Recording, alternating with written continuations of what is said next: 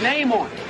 Just put your name on it. That's all I say. Be a man or a woman. Put your name on it. Well, I'd like to hear about it, potheads. How the fuck you gonna know how to be great if you don't study greatness? Look at the game tape. Donuts. Oh, yeah. Hey, you're not a bad-looking man, Mr. Gals. But you are, Blanche. You are in that chair.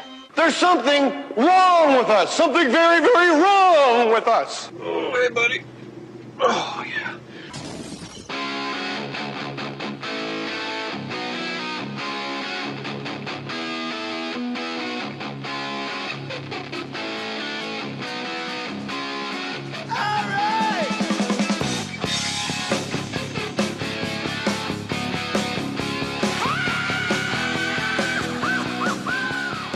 It's Mohr Stories. It's brought to you by Stamps.com. Look, also one of our greatest affiliates, of course, is Amazon. I tell you guys, email me what you bought and I'll read it on the air.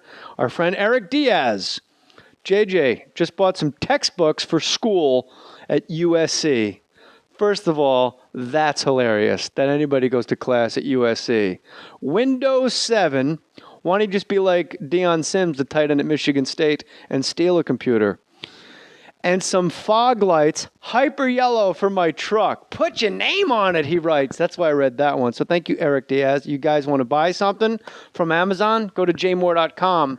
Instead of going to Amazon, click the Amazon banner. In fact, instead of having Amazon on your toolbar, you put jmohr.com on your toolbar. And whenever you want to go to Amazon, you can click jmohr.com, click the Amazon link. Now, I read that one in particular, too, because our guest is our old friend, Joe McDonnell, my old friend. Almost 20 years, right, Joe? Yeah, it's been a long time. First of all, you look alarmingly different from the last time I saw you. Yeah, I've lost a few 100 pounds since I saw you last. Not too many people can say I lost a few 100 pounds. Actually, overall total is 460 pounds lost. So you were just an actual house with shoes. Basically. Yeah. I remember I saw you once. I was a beach ball with arms. Round arms. How much did you weigh at your heaviest? 740. How do you... Now, this feeds into, like, America's obsession with weight on both sides of the coin because we're obsessed with being fat. We love to eat. I have an aunt that's special. We've talked about her on the show, Aunt Christy, and her OCD is McDonald's. Can we go to Wendy's? Can we go to Burger King? And if I drive around the valley and I go to Wendy's and I get the double cheeseburger with bacon, I'll call Maddie and I'll say, no wonder the whole country's fat. This shit is amazing. Of course. It's so good. Wendy's fries, the burgers are square. We got to go back again. So America's fascinated with eating to become fat. And if you're not as fat as you think everyone else is, we're obsessed at staring, mocking, and making TV shows about fat people. Oh, yeah. I mean, I went through that my, almost entire adult life. I mean, I was an athlete. It was acceptable when you're playing football and, whatever you did. It's like, oh, he's just big. Then when you stop doing that and you're just walking around and, people like, they come up to you. It's like, how much do you weigh? What fucking business is it of yours? You get to the point where you become very bitter at it. It's just like, mind your own fucking business. Well, probably more better at yourself that no one approaching you on the outside has any idea of the self-loathing that you probably walk around with all the time. Actually, I never really did, to be honest with you. I was a different fat guy. I was a different fat guy. I never minded being fat. It really didn't bother me. Shit. How do you not mind being 750 fucking Well, pounds? no, that I did. Toward breathe. the end. You're pissing fucking gravy? Toward the end, no. Did you ever cholesterol. Did you pee gravy? No, cholesterol. Did you ever sweat gravy? Out. No, olive oil. Olive I'm oil. Italian. Attaboy. McDonald, I should have known. Yeah. That was my mom. My mom was Irish. My dad was Irish. But no, I really never I get my mom and dad mixed me. up all the time. Don't worry about it. Well, mine are dead, so they won't be pissed off at me. No, honestly, it didn't really bother me till it started slowing me down life-wise. I mean, probably the last year before I had gastric bypass surgery, it was bad. I mean, I was spending more and more time at home in bed and, just not moving around very much. And that, that's just the worst thing. Because once you start getting to that point, it's either you make a change or you die. That's it. There's no other choice. It's the hardest thing when we watch like intervention and stuff and people got to quit drugs because it's killing them. It makes a lot more sense mathematically. Food That's the ultimate mind bender because you have to eat to live. Absolutely. And it's like we talked in the past on this podcast about people that are bipolar. It's like you have to take these 7 medications or you'll die, but don't take 8 or you got to go to rehab. Yeah. Like, what do you mean? I'm taking Seroquel, Remron, Lexapro, No, don't take Klonopin. If you take Klonopin, you're an addict. But take these other 7 and you're just right. But food, you get to I remember the first. All right, you're a radio guy, and you are the host of Joe Mcdonnell Uncensored, of course, on Fake Mustache Studios. And you were our first. My wife wrote your name down as the guy we needed to get to have a sports podcast. Did she really? Swear to God, I'll show That's if really I can find cool. it, I'll show it to you. It was Brian Posehn, Joe McDonald, and Jim and Eddie. Like, these are the Jim Jeffries, of course. Like, he's Australian and British. Like, we'll sell tickets overseas in the very long vision, short vision, medium vision. You were the medium part, I suppose. For once. Yeah. So she's like, Joe is like, he's been everywhere on the dial. Everyone in LA knows who he is. And I always think like the local guys should all have a shot to go national. So now at the podcast, and it's Joe McDonald Uncensored, finally you get to be you. You're kind of a son of a bitch. You're like the Ty. You're not a racist. The Ty Cobb's a bad. I was going to say you're the Ty Cobb of radio, and I realized Ty Cobb's famous for being a complete racist. Yeah, I'm beating up a guy with no arms and doing all that stuff. I haven't done that yet. I can't say it won't happen. Yet, exactly. Joe. It may happen. You've been on every radio station. In fact, I might beat the shit out of you before we leave today. I hope you don't. Well, I might. I hope you don't. It's a possibility. Because then you'd have to take over Fake Mustache Studios and deal with everybody. That's an incentive. Oh, wait a minute. You said deal with anybody? No, everybody. No, everyone's going to call you and go, where's my ad money? No, sorry. Yeah, by the way, where is my ad money? It's coming. That's why you're here. We're going to get the numbers up. You guys need to, so I can get some ad money for you. You guys need to subscribe to Joe McDonnell Uncensored. It's on the fakemustache.com website. You're one of those guys. You are the epitome of, holy smokes, that guy does not look like what he sounds like. Oh, yeah. I think I always was. First of all, a lot of people thought I was black because I always took the cause of, the African-American athletes and things like that. And I swear to God, I can't tell you how many people I would meet in public. And they'd say, you're not Joe McDonnell. I go, yeah, I think I am. And they go, no, we thought you were black. I said, nope, I may be the farthest thing in the world from black. Why, because when you pull down your pants? No, that too. My wife can attest to that. But, I mean, I am like ghostly white. Yeah, you're pretty white. I'm whiter than you. Well, I'm tan now, bro. Stop. Easy now. Really? Must be the light. But anyway, I am ghost. I don't need these friggin' headphones. Forget it. I don't need headphones. I'm starting to see why maybe you moved around so much on the radio dial. No, I moved around. I want headphones. I don't want headphones. Today or yesterday, what is today, the 18th? Today actually is my 37th year anniversary of being in radio. The day they captured Patty Hearst, September 18th, 1975, was my first day in radio. And I'm kind of an anomaly in a lot of ways, but in this one, I've literally only been fired one time in 37 years. I find that hard to believe. It seems like you've been fired a lot. There have been a lot of times when I couldn't come to a new contract agreement. There have been times when the radio stations have been sold or changed format. But being fired actually only happened one time. That was in 1998. Who were you fired by? Some idiot named Mike Thompson. I mean, what number on the dial? Oh, it was 1150 at the time. It was called Extra Sports Los Angeles. And the 1150, did they have the Dodger games too? They did. With Ross Porter, and I'm going to hand the microphone. That guy, I have no idea what he's dead now, right? No. Who's the guy that I'm thinking of? Who's dead? The Dodger games. He did he was in the Dodger organization forever. Jerry Doggett? No. All right, everybody. I hand the microphone That's over. Ross Porter. He's not dead. Ross Porter, hand the microphone over my He's friend still Rick Monday. working, actually. He's doing high school football games on the internet. You know what he should do? He should do mumble festivals. I'm in a microphone, bowl on the microphone, and the microphone over to my partner Rick Monday. I never knew what he was saying. And then he did the after. People would call in after the game. Yeah, Dodger Ross talk with Porter died today. Ross Porter, I appreciate you. Ross is a great guy. He got screwed over by the Dodgers. There was no reason to fire him. None at all. He was fine. And they brought in Charlie Steiner, who, much rather talk about himself than he would the game. I was at a Dodger game, and I saw Charlie Steiner, and I met Vin Scully, and just, pretty neat. Vin is a god. He's the man. He's the greatest that ever lived.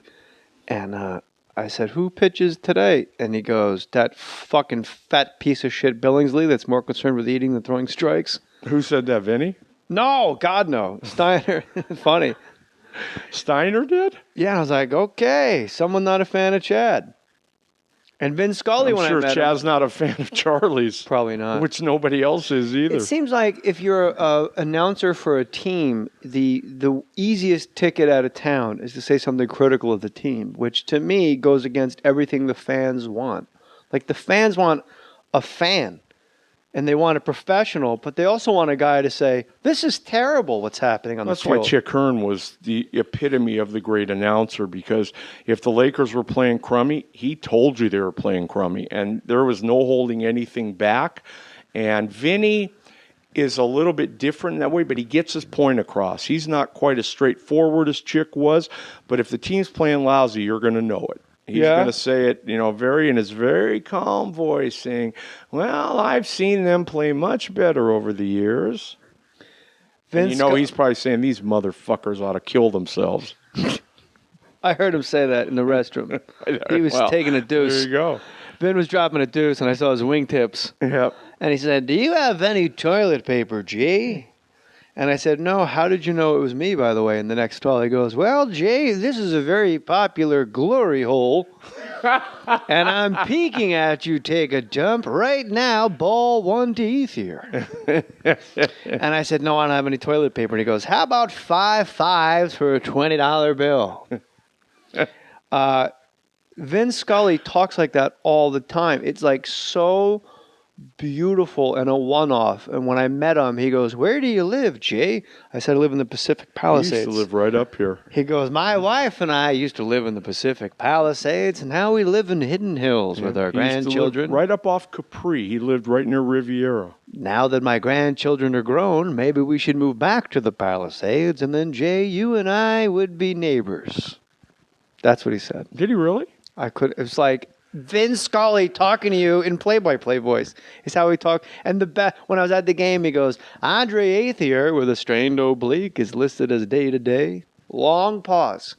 I guess we're all day-to-day. Yeah, isn't that the truth? Wow. Yeah. How did LA hit the jackpot? Like Chick Hearn, the guy that does the Kings. Bob Miller. Yeah, Bob Miller and Vin Scully. Dick Enberg for years. That's right. The great Dick Enberg. These are the actual greatest sports voices ever. I mean, and Al Michaels. Al Michaels was actually part of Chick Hearn's broadcast crew for about a week, until Chick decided, I don't want to work with anybody. At the time, he didn't want to work with a partner, so he made it fairly uncomfortable for Al. Really? Oh yeah, and that was ended pretty quickly. Johnny Most was the greatest. Hello. Oh, Mrs. Lambier, if you're listening tonight, hang up the telephone and don't watch the game because I'm not going to say nice things about your son. Larry Bird murdered under the boards. Where's the call? Where's the call? Yeah, and DJ with the ball fiddling and diddling, and the Celtics, I don't know what's going on here. He had both legs amputated, Johnny Most. One arm amputated, and with the free arm... He was third base. With the free arm, he would pound vodka during the game. Yeah, he one time set himself on fire in the old Milwaukee arena because he forgot that he had a cigarette lit and it dropped in his lap. And he didn't feel it on his old numb balls? Yep, and another time he was having problems during the off season. Couldn't figure out why he couldn't hear anymore. So, I mean, it was getting really bad. Day by day, he was losing his hearing more. And when I'm not laughing at that, I'm laughing at why. I am. He goes to the doctor, and they go in, and they said, well, we see an obstruction in there. Let's go in and see what we can find out. It was an earpiece that was stuck in his ear, and he didn't even know it. Like the IFB, like when the truck tells you like what you're supposed to say. That's what it was. It was stuck all the way up in his ear canal. So literally for the listeners, like if you're doing an announcing job, there's somebody in a truck that goes 30 seconds. We got to go to commercial. We got to get out. And then you realize you got to wrap it up. And then so Johnny Most had that in his ear, and after a game, didn't take it out. Souvenir of the last game of the season, I guess. He was amazing. He'd say, "Yeah, we're here at Madison Square Garden. The game's going to run a little late. It's going to start a little late tonight because the Knick fans are late arriving. They're out in the parking lot sharpening their weapons." With the jokes on that moron, because there's no fucking parking lot at Madison Square Garden. Exactly. It's in the middle of Manhattan. Johnny Most, you dick. The Knicks are making a run this year. He's dead. Killer too, because our guest is our old friend Joe Mcdonnell, my old friend. Almost 20 years, right, Joe? Yeah, it's been a long time. First of all, you look alarmingly different from the last time I saw you. Yeah, I've lost a few 100 pounds since I saw you last. Not too many people can say I lost a few 100 pounds. Actually, overall total is 460 pounds lost. So you were just an actual house with shoes. Basically. I remember I saw you once. I was a beach ball with arms. Round arms. How much did you weigh at your heaviest? 740. How do you... Now, this feeds into, like, America's obsession with weight on both sides of the coin, because we're obsessed with being fat. We love to eat. I have an aunt that's special. We've talked about her on the show, Aunt Christy, and her OCD is McDonald's. Can we go to Wendy's? Can we go to Burger King? And if I drive around the valley and I go to Wendy's and I get the double cheeseburger with bacon, I'll call Maddie and I'll say, "No wonder the whole country's fat. This shit is amazing." Of course. It's so good. Wendy's fries, the burgers are square. We got to go back again. So America... Put your name on it. Just put your name on it. That's all I say. Be a man or a woman. Put your name on it. Well, I'd like to hear about it, potheads. How the fuck you gonna know how to be great if you don't study greatness? Look at the game tape. Donuts. Oh, yeah! Hey, you're not a bad-looking man, Mr. Gals. But you are, Blanche. You are in that chair. There's something wrong with us. Something very, very wrong with us. Oh, hey, buddy. Oh, yeah.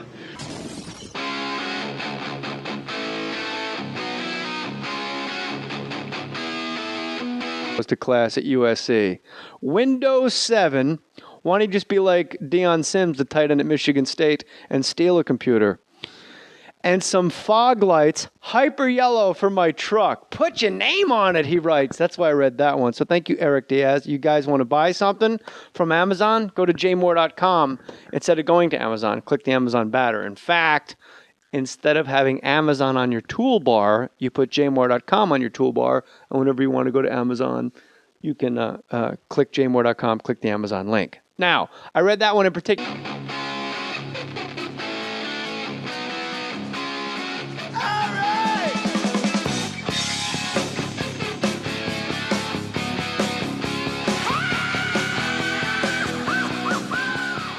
It's Mohr Stories. It's brought to you by Stamps.com. Look, also one of our greatest affiliates, of course, is Amazon. I tell you guys, email me what you bought and I'll read it on the air.